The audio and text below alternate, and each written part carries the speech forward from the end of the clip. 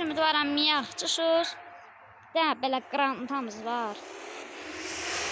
Oyundur da. Görürsünüz də yəqin ki. Koyma. Yo, orada telefon görsənir.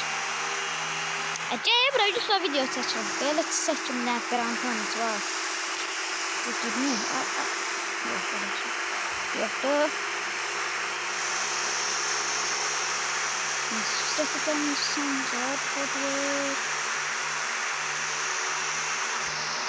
Ağıllı ol Əhməd.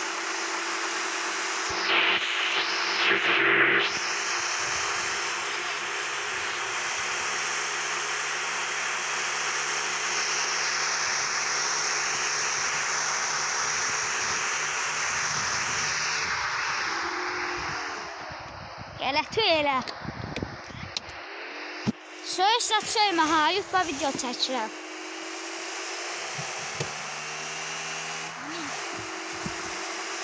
Gəldim çək. Gördüysən ki 160. 160'a çatıram, 120 130. 140. Ben araya seçim arabasında.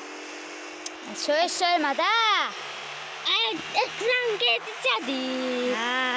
Anı. YouTube'da deyirəm video çəkirəm, deyir ekran gedəcədir. Yox, başqa telefonla çəkirəm. Maşın mısınız bu telefonla?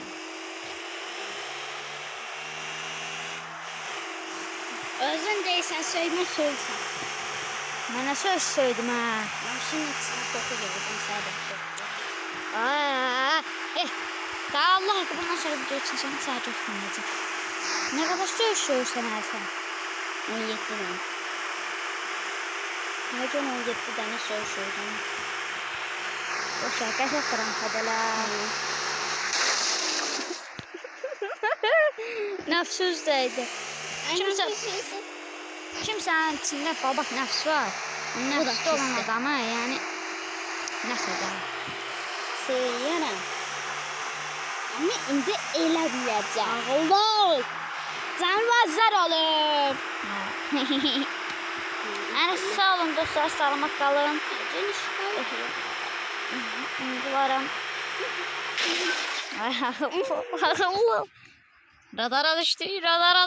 Radara düştü ya.